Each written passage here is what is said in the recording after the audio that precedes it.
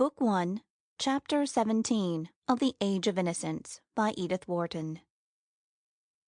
"Your cousin the Countess called on Mother while you were away," Janie Archer announced to her brother on the evening of his return.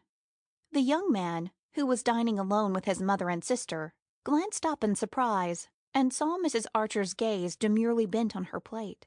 Mrs. Archer did not regard her seclusion from the world as a reason for being forgotten by it, and Newland guessed that she was slightly annoyed that he would be surprised by Madame Olenska's visit. "She had on a black velvet polonaise with jet buttons, and a tiny green monkey muff. I never saw her so stylishly dressed," Janie continued. "She came alone, early on Sunday afternoon. Luckily the fire was lit in the drawing room. She had one of those new card cases. She said she wanted to know us because you'd been so good to her." Newland laughed. Madame Olenska always takes that tone about her friends. She is very happy at being among her own people again. "Yes, so she told us," said Mrs. Archer. "I must say she seems thankful to be here." I hope you liked her, Mother. Mrs. Archer drew her lips together. "She certainly lays herself out to please, even when she is calling on an old lady." "Mother doesn't think her simple," Janie interjected, her eyes screwed upon her brother's face. "It's just my old-fashioned feeling. Dear May is my ideal," said Mrs. Archer. Ah, said her son. they're not alike. Archer had left St. Augustine, charged with many messages for old Mrs. Mingott, and a day or two after his return to town he called on her. The old lady received him with unusual warmth. She was grateful to him for persuading the Countess Olenska to give up the idea of a divorce, and when he told her that he had deserted the office without leave and rushed down to St. Augustine simply because he wanted to see May, she gave an adipose chuckle and patted his knee with her puffball hand. So you kicked over the traces, did you? And I suppose Augusta and Welland pulled long faces and behaved as if the end of the world had come. But little May, she knew better, I'll be bound." I hoped she did, but after all, she wouldn't agree to what I had gone down to ask for. "Wouldn't she, indeed? And what was that?" I wanted to get her to promise that we should be married in April. What's the use of our wasting another year? Mrs. Mingott screwed up her little mouth into a grimace of mimic prudery and twinkled at him through malicious lids. "Ask mamma, I suppose. The usual story. These Mingotts, all alike. Born in a rut, and you can't root 'em out of it. When I built this house you'd have thought I was moving to California. Nobody ever had built above 40th Street. No, says I, nor above the Battery either, before Christopher Columbus discovered America. No, not one of them wants to be different. They're as scared of it as the smallpox. My dear Mr. Archer, I thank my stars I'm nothing but a vulgar spicer, but there's not one of my own children that takes after me but my little Ellen." She broke off, still twinkling at him, and asked, with the casual irrelevance of old age, "Now why in the world didn't you marry my little Ellen?" Archer laughed.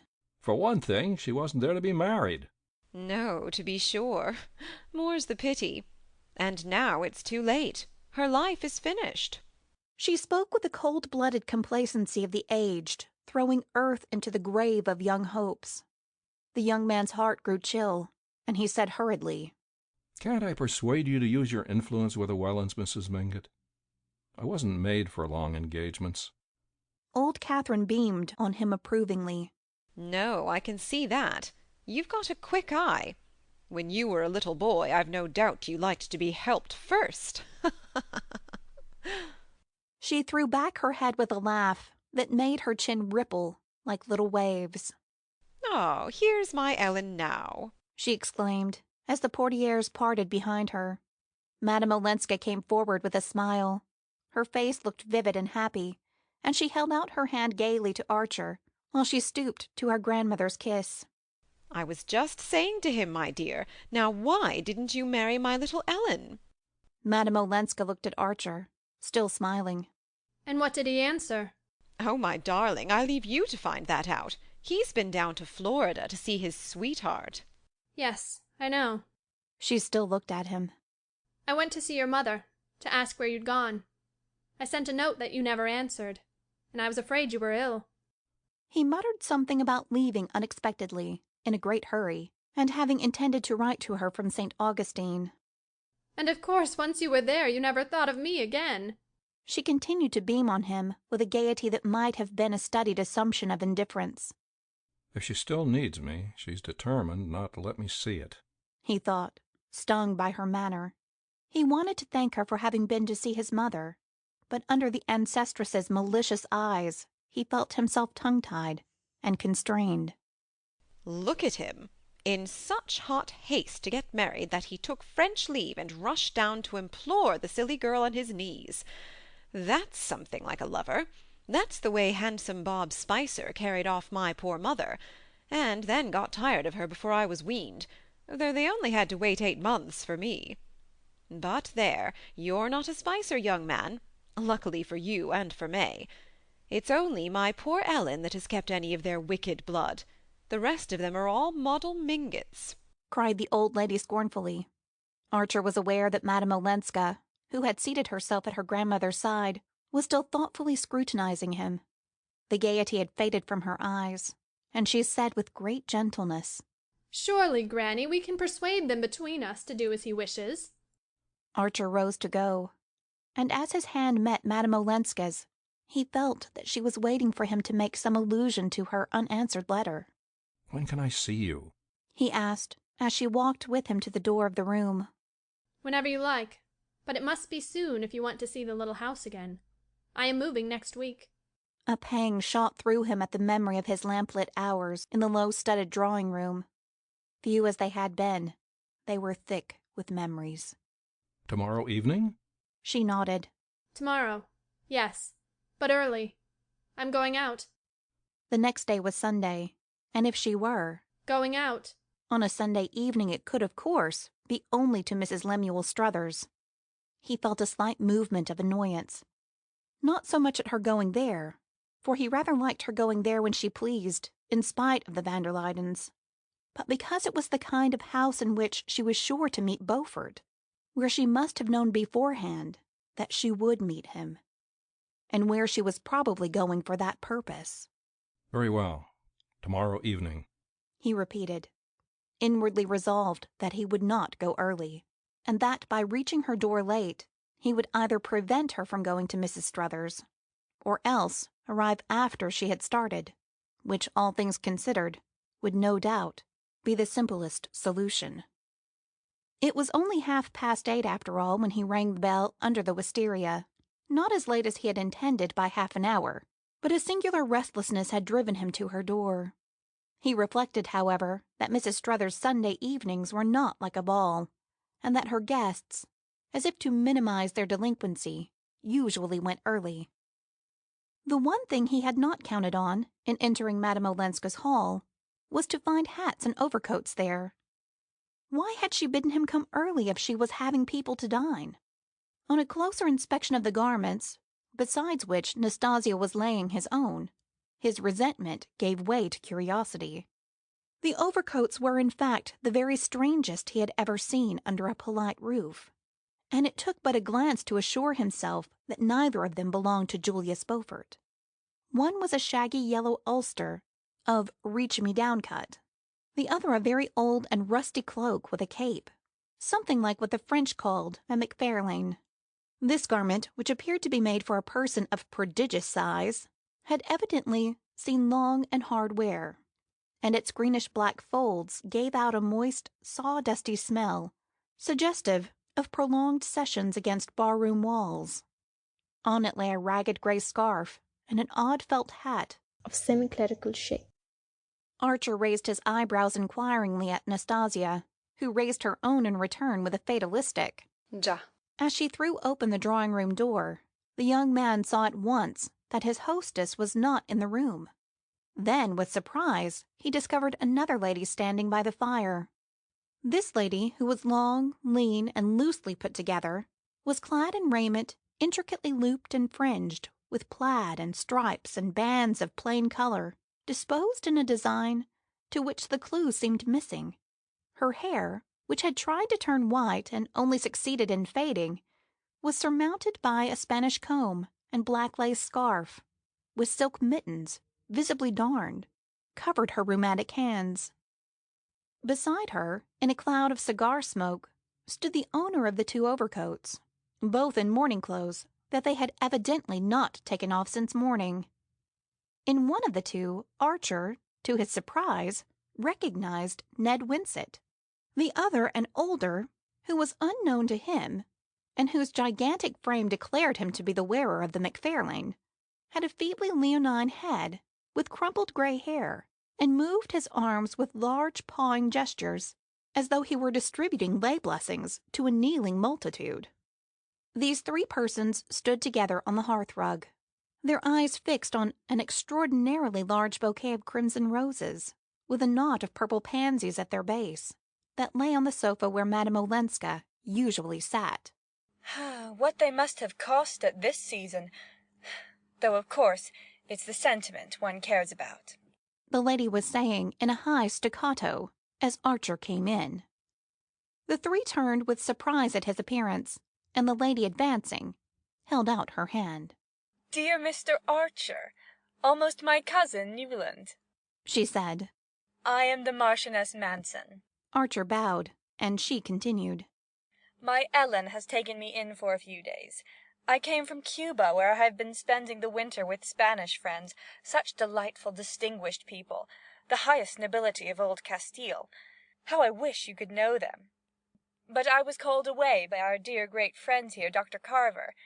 You don't know Dr. Agathon Carver, founder of the Valley of Love community?" Dr. Carver inclined his leonine head, and the Marchioness continued. "Ah, New York, New York! How little the life of the spirit has reached it!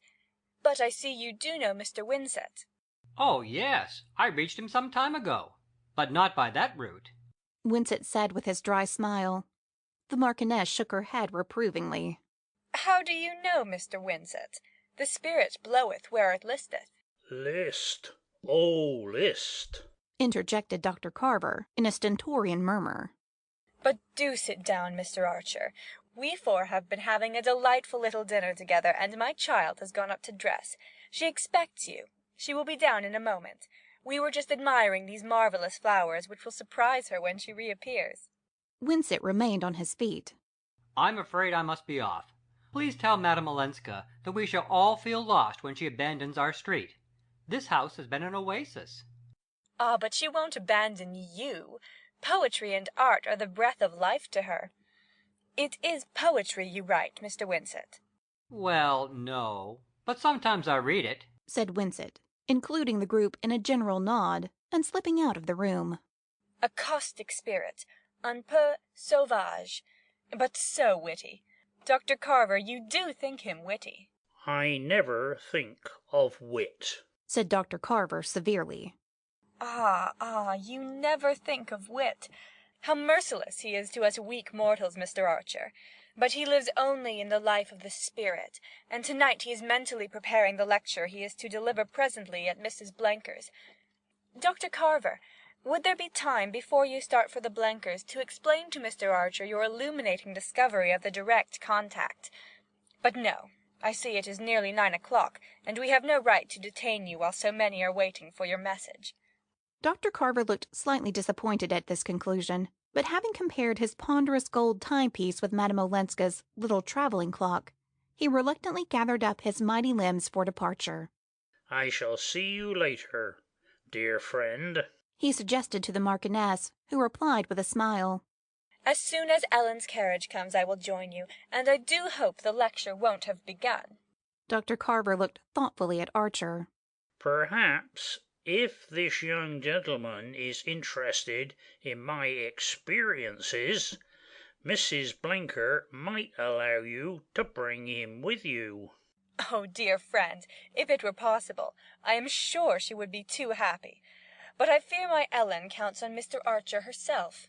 "That," said Dr. Carver, "is unfortunate. But here is my card." He handed it to Archer, who read it in Gothic characters.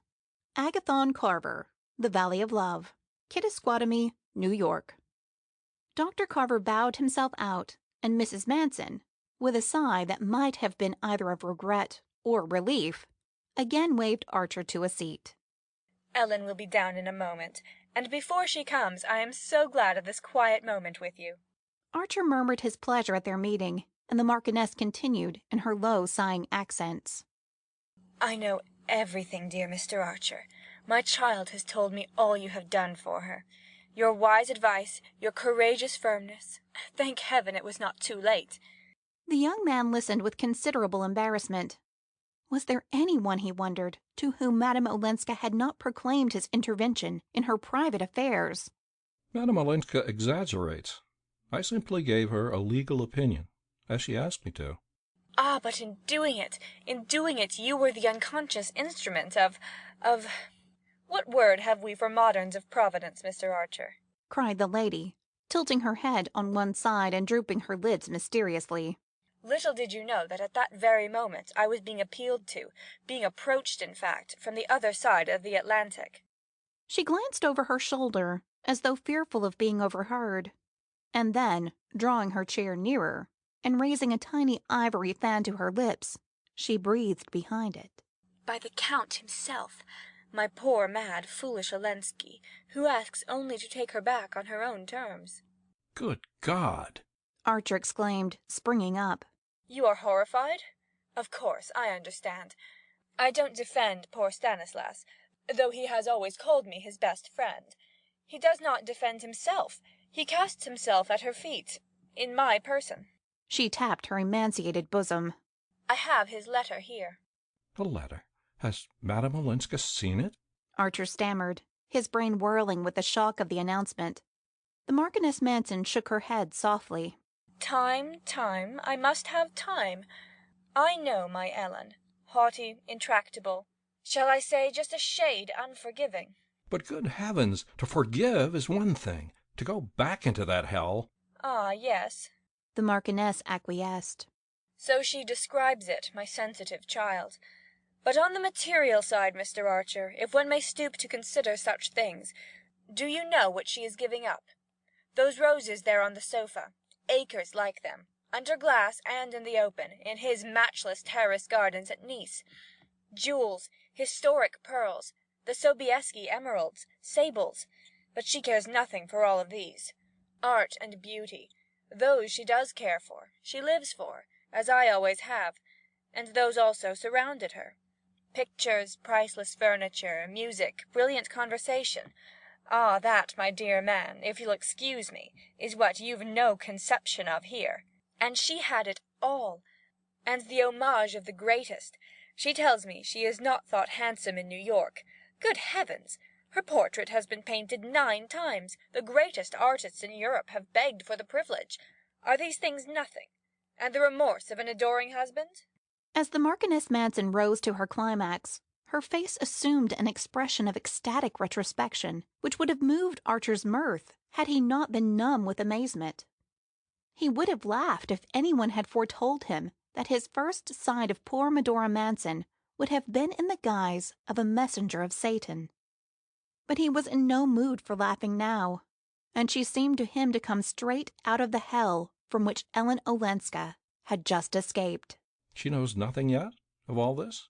He asked abruptly. Mrs. Manson laid a purple finger on her lips. Nothing directly. But does she suspect? Who can tell? The truth is, Mr. Archer, I have been waiting to see you. From the moment I heard of the firm stand you had taken and of your influence over her, I hoped it might be possible to count on your support, to convince you.